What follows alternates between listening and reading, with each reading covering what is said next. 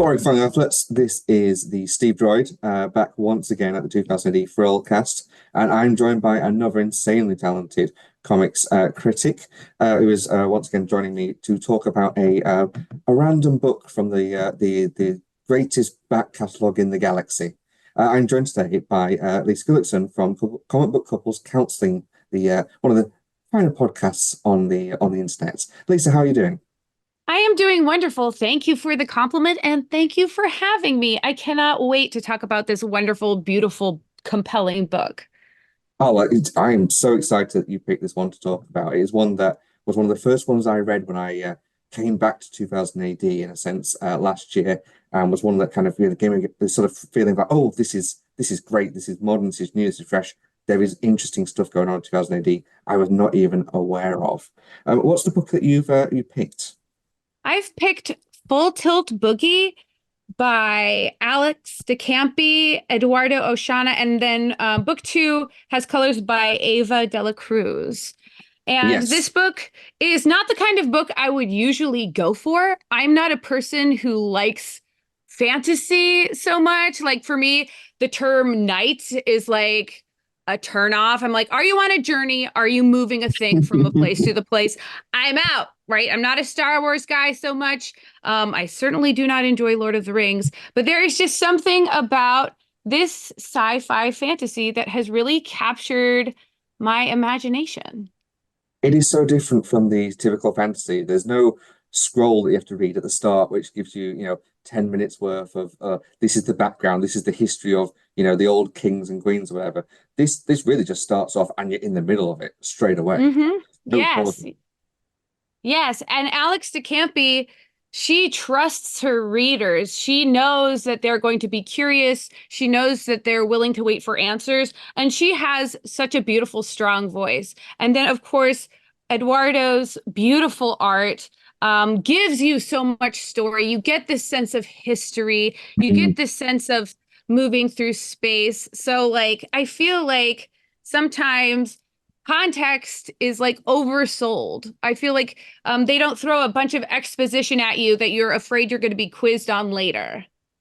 Yeah, it is all chaos from the start until the end, and even the end doesn't wrap up neatly. There's still a lot of chaos going on, still a lot of stuff going on that we don't know where it's going to lead us to. But I mean, where to start with Full Tilt Boogie? I mean, as you said, Eduardo O'Connor's artwork is so stunning on this one. Like it is, I don't know, maybe a mix of, I would say like a bit of Fiona Staples in there, perhaps a little bit of that hmm sense. And there's several anime manga elements in there as well, I Yeah, feel. I also see a lot of Mobius in there as well, like that kind of Yes, European influence in the art. because this is a space bounty hunting adventure series, we should say, for people who've not read the book so far. And it travels from planet to planet with strange things happening in each one. And one thing I've really enjoyed about reading the series so far, which is collected into two books at 2000 AD, is each time they go to a new planet, there's this feeling that it is completely different to the last one, and it's completely different to whatever Mm. you've seen before. It's always going for something new. It's always looking for something different, which is nice. Um, I don't know how you find it yourself, but with these books, it can often be like, here's the ice planet, here's the fire planet, here's the jungle. And none of these planets feel like that. They all feel like they are lived in, but they're all weird and unique in their own ways. Yeah, they each have their own sense of bureaucracy and principles.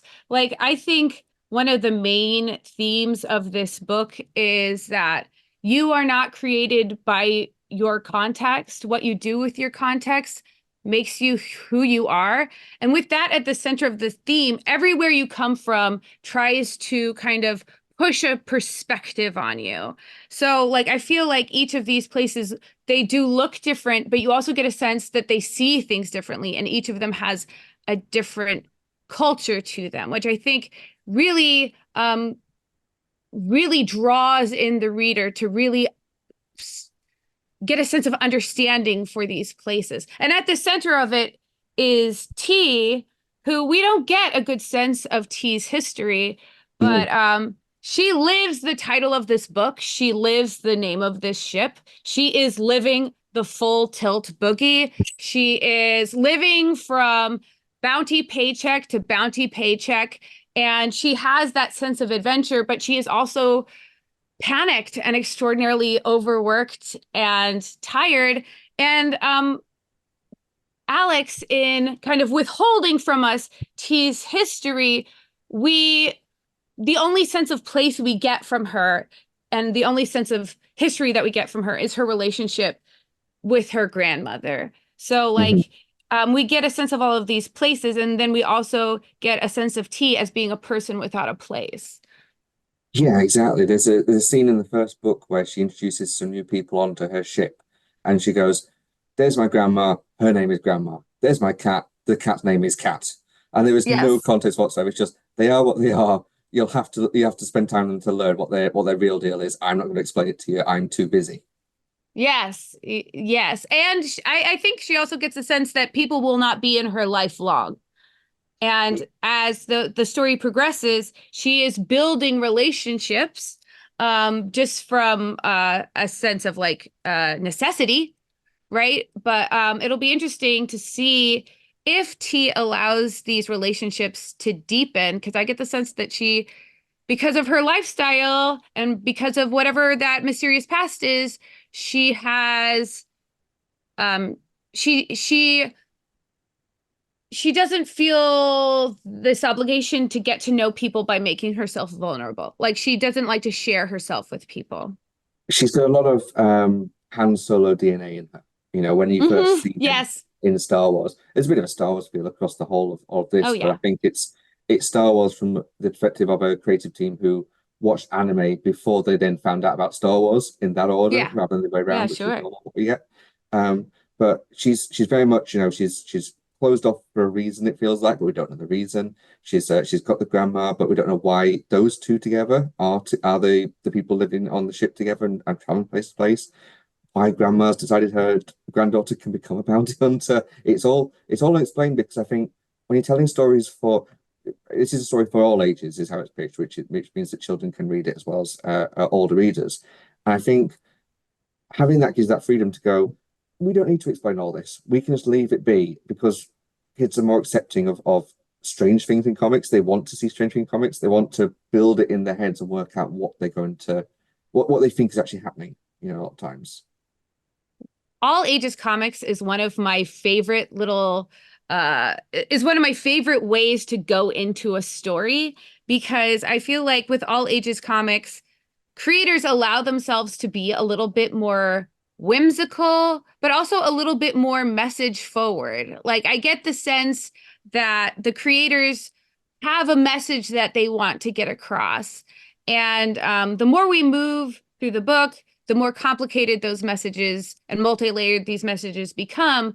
But there is an innate optimism I find in all ages comics that just really appeals to me as a reader.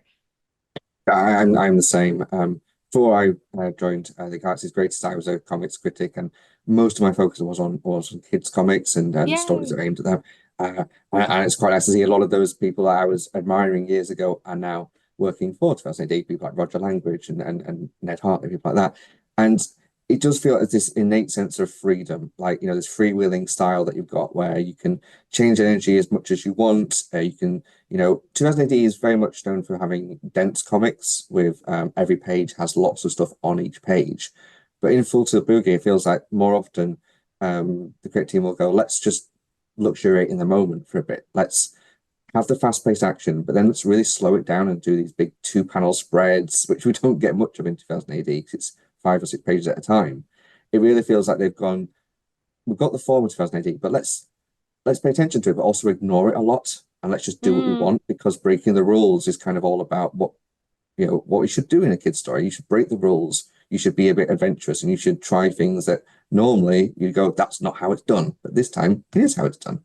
Yeah, I love that. I love that. The cat eats exploding things. We don't need to know why. We don't need to know where those exploding things are going, which I'm actually a little bit concerned about. Like, what if somebody's on the other side of that portal going like, ow, There's a stop portal having a dropping bombs terrible on time us. somewhere. Yeah. And from the first page where you've got T and her crew are rescuing this entitled prince from well, something he's caused himself. And then you find out that he's not being rescued for his family or for his friends or anything. He's being rescued because he's an influencer and his fan base want to rescue him. And immediately it's like this is not something you would have seen, 30, 40 years ago. This is something specifically for now, which is quite Yeah. a nice refreshing to see because a lot of sci-fi, I feel, still feels like it's playing homage to like the old stuff, like the old Star Wars, the Star Trek original series, that sort of thing. This is very much a bit like maybe Saga, which is a Yeah. very, very different style of comic, but there's a lot of similarities in the way that they both seem to just go, let's just roll with this way of doing it. Yeah, I feel like some creators shy away from the social media thing because so many of the best stories are born in like isolation. Like you think about, we keep referencing Star Wars, it's just a natural thing to do. But you get the sense that, outside of the Empire, like these places are not really in communication with each other. And therefore they're not like really um they get this sense of like kind of being untouched, where I feel like in Full Tilt Boogie you get the sense of on top of each planet's history there is that social media element where everybody is looking at everybody else and everybody is thinking a little bit more universally when it comes to where do I fit in the universe. Hmm. And I think Prince Ifan is how I pronounce his name. Maybe it's I'm the Ifan. I same. don't know. Okay, Was Ifan. Okay. we could both be So, wrong, but it sounds right to me. that's going on podcasts is how you find out that you're pronouncing everything wrong, and because somebody will comment. But Prince Ifan is such like a great person to start with in this universe because when we first meet him, his motivations are extraordinarily shallow and they're only slightly deeper than we expect. But he's being a prince, he also has these family pressures and pressures to individualize himself. And I just love where he ends up like as a person, you know what I mean? Because, he pays for his motivations pretty quickly. Like you meet that character, especially if you read a lot of like YA stuff or all ages stuff, where you go like, wow, I can't wait for him to have this change of heart. And then it's like, oh no, that's No, no, not how it's no. going to happen in this story. Yeah. Which is maybe a bit of 2000 AD at its core is you don't have to learn a lesson at the end. You can sometimes just walk off an asteroid. Well, I not just I everybody don't know. has to learn a message. I think T is going to learn a thing or two. I think the more we learn about Nyx, who is Prince Ifan's sister, and Lilac, I think that they're really the ones where we're going to see this amazing character arc Mhm. because they're such interesting people, and they are people who are in flux. So Nyx is Prince Ifan's twin sister. And because her brother is off gallivanting and spending all of the kingdom's money, she has the responsibility to become one of the five knights and to go after this black dog, this ancient uh warrior who's been inadvertently reawakened. And she goes on her journey out of the sense of obligation, but the second she's doing what she's been called to do, she finds a conflict with her conscience. And she finds a conflict with like, I'm not a knight. That's just not who I am. I'm not a killer. I don't really have like royal aspirations. And she is the first character in the story to, through sheer force of will, change her path. And she brings Lilac along with her, which I think T is going to see that as an example, that you have the Mhm. opportunity to choose and change your path. That's such an interesting way of putting it as well because she is the younger of the twins. So By therefore, three this was minutes. By three by three minutes. And minutes. she's also the female, which I don't know, Mhm. like, especially in patriarchal like constructs, Hmm. is generally not the first choice. But we Her don't know. brother was her brother seems to be the one who was meant to have all the power thrust upon him and all the prestige and the glory. And suddenly it turns to her and she goes, "Oh, I didn't really want that. Do I have to Mhm. have it? Do I have to have it?" And then she gets forced through by her father, Yeah. the patriarchal society pushing her straight through into this role that she did not particularly want, just because someone has to fulfill it. And then to see her then be the interesting voice of, let's say, semi-reason. She's not really reasonable, but she's got more sense of reason than the others in her Hmm. crew.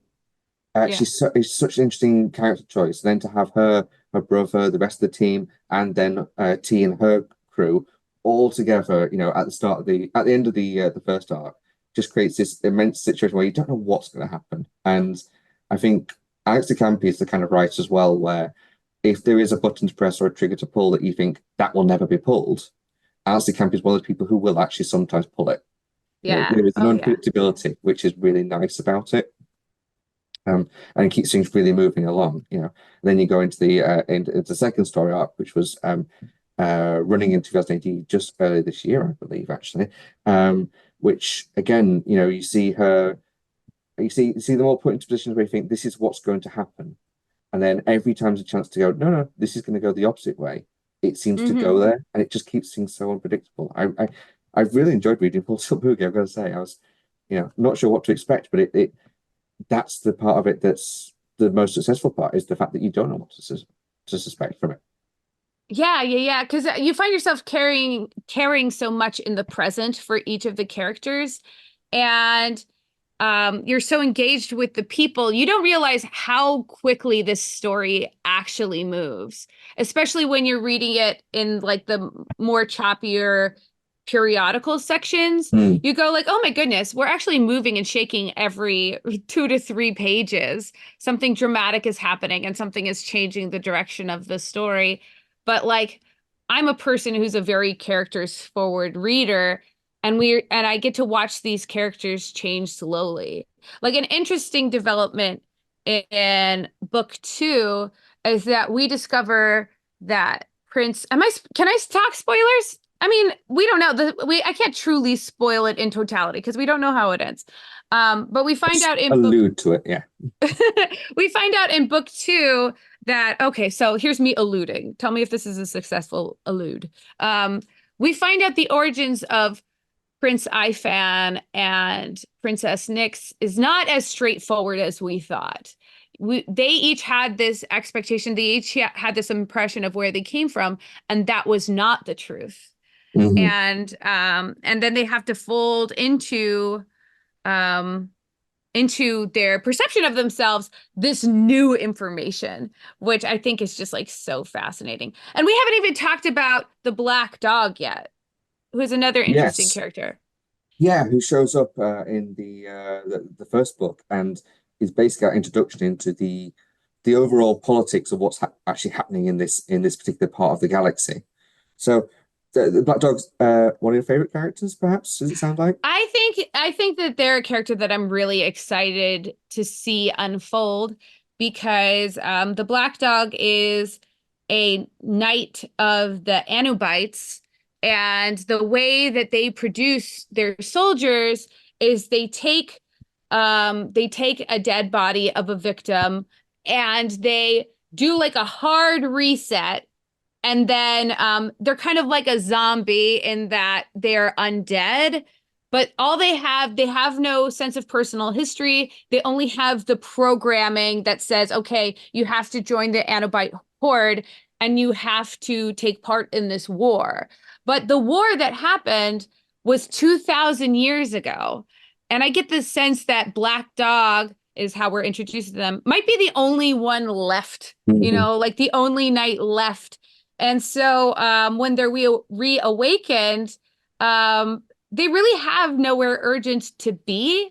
And um, and in that lack of urgentness, we find um, this individual looking back at themselves and getting really curious. Like, who am I? Like, one of the scenes that stands out to me is the grandmother has been waiting for this reawakened warrior to speak. And the second that the black dog speaks, grandmother asks her name. Grandma asks her name, or their name, I guess.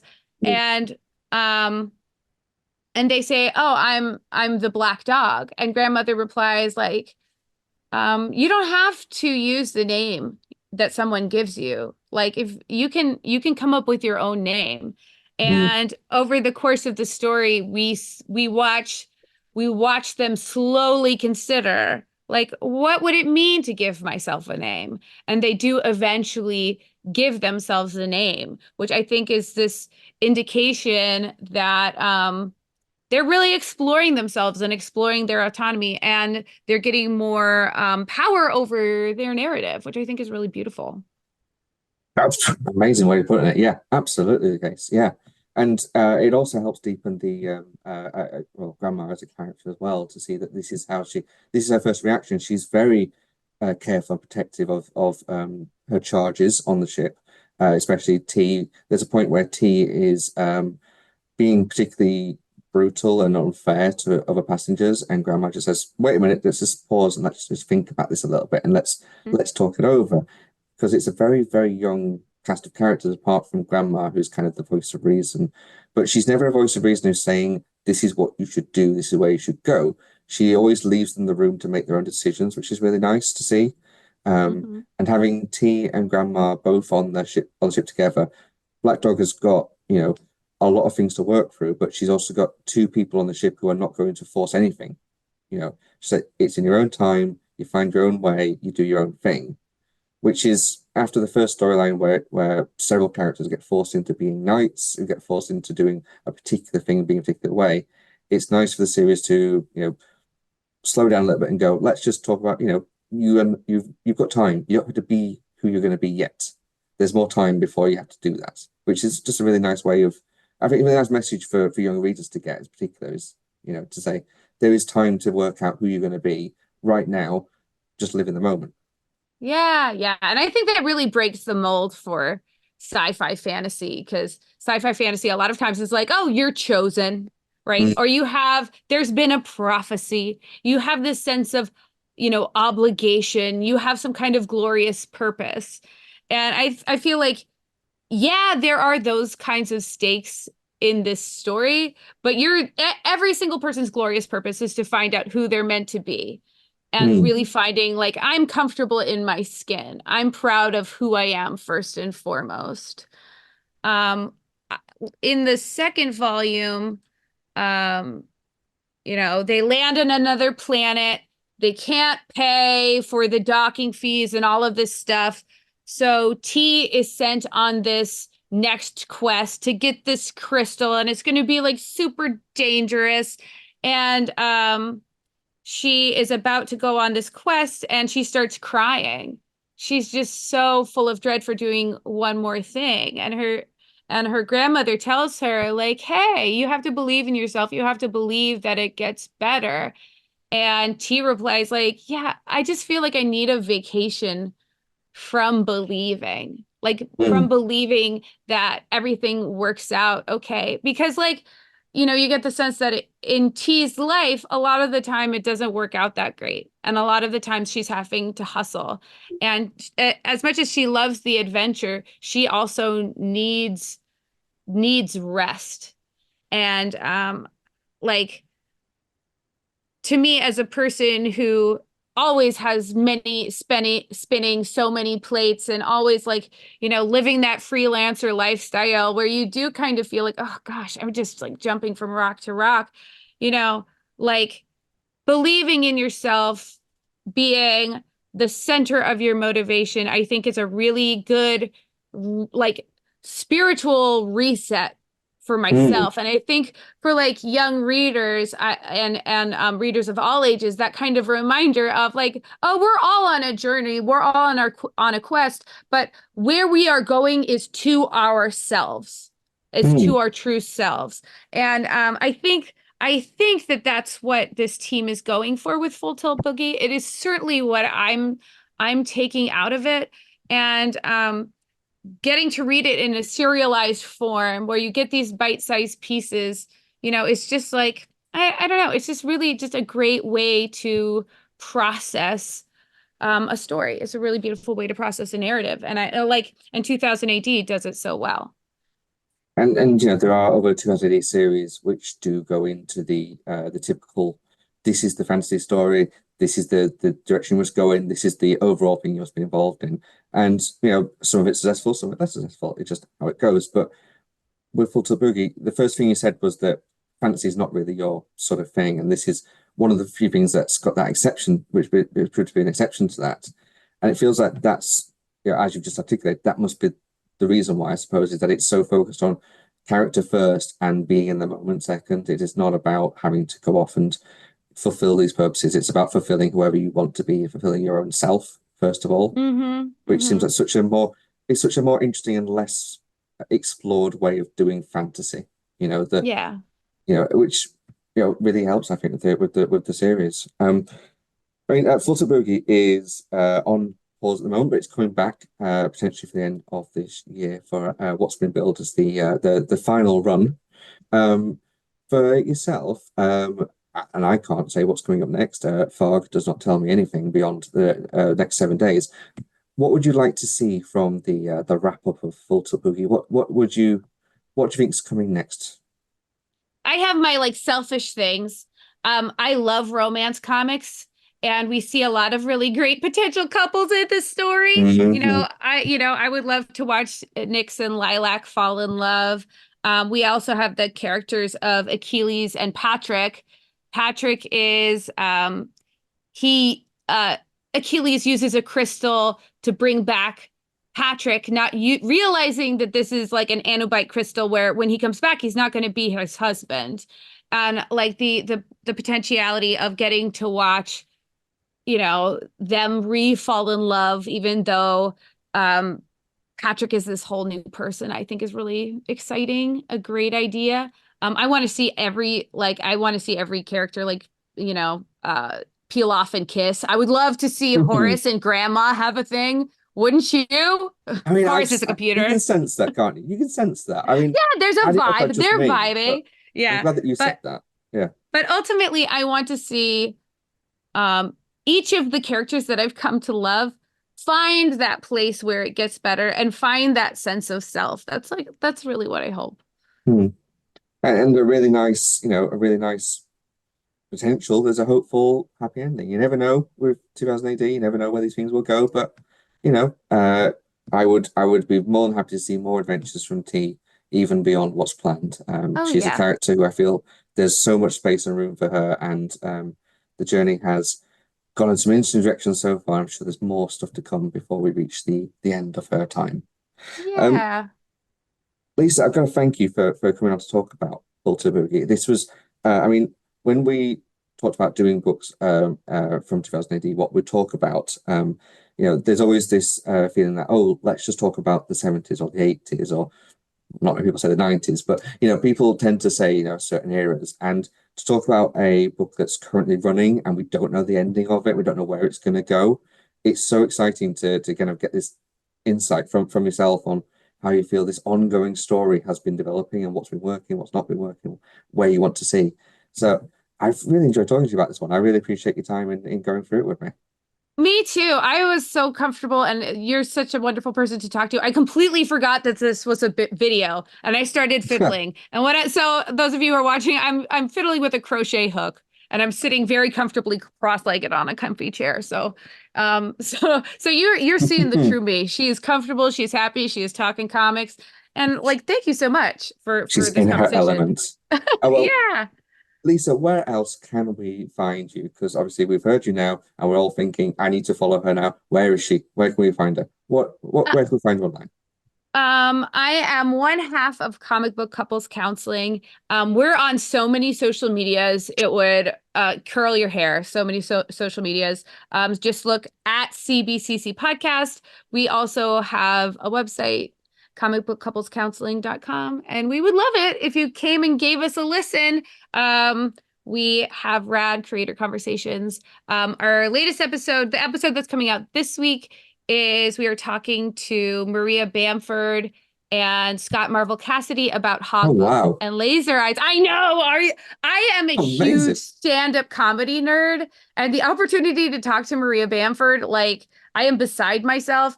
But her husband, Scott Marvel Cassidy, is an amazing creator in his own right, and such a like an interesting little mind. And we got such a great conversation out. We got a great conversation out of them. So I'm looking forward to everybody hearing this conversation. Oh, And wow. then we also do like couple sessions. So we recently like where we do our own like armchair therapy for comic book couples and families and relationships. And if you go back just a few episodes, we've got one celebrating the 40th anniversary of the Ninja Turtles and their fraternity. So yeah, there's a lot of good stuff. Hopefully, if you love 2000 AD, we've talked to Rob Williams.